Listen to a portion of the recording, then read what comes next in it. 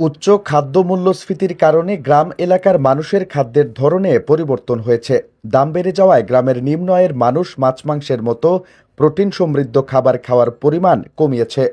বিপরীতে তারা ভাতের মতো শর্করা জাতীয় খাবার গ্রহণের পরিমাণ বাড়িয়েছে।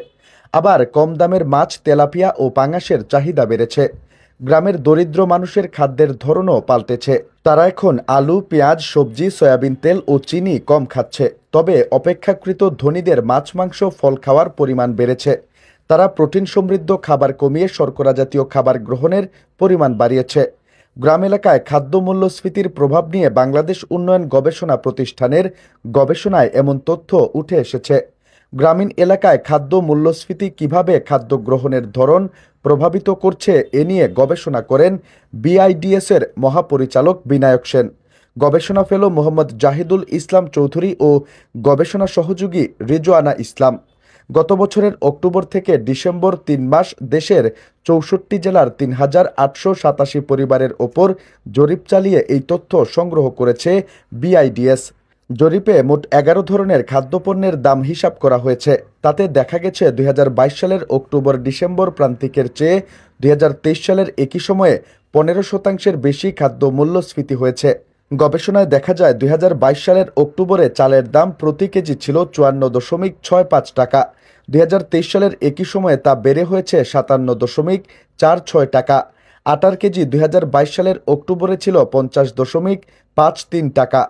২০২৩ সালের একই সময়ে বেড়ে হয়েছে ৫২.৩৮ টাকা। গরুর মাংস ২০২২ সালের অক্টোবরে ছিল ৬৭৬.৩৩ টাকা। ২০২৩ সালের একই সময়ে তা বেড়ে হয়েছে ৭১৭.৯৭ টাকা। তাজা মাছের কেজি ২০২২ সালের অক্টোবরে ছিল ৩১১.৮৫ টাকা।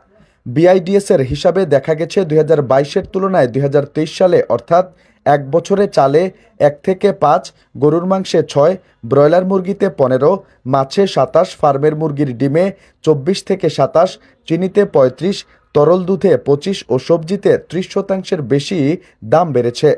গবেষণায় দেখা যায় নিম্ন আয়ের মানুষের তুলনায় উচ্চ আয়ের মানুষ রুই কাতলা মাছ খায় বেশি। নিম্ন আয়ের মানুষ গড়ে ৫ গ্রাম মাছ খায় আর উচ্চ আয়ের মানুষ খায় ১০ গ্রাম। বিআইডিএস এর গবেষণায় দেখা গেছে ২০২২ সালে গ্রামের মানুষ দৈনিক মাথাপিছু ৩৪৯ গ্রাম ভাত গ্রহণ করলেও তা পরের বছর বেড়ে ৩৯৪ গ্রাম হয়েছে।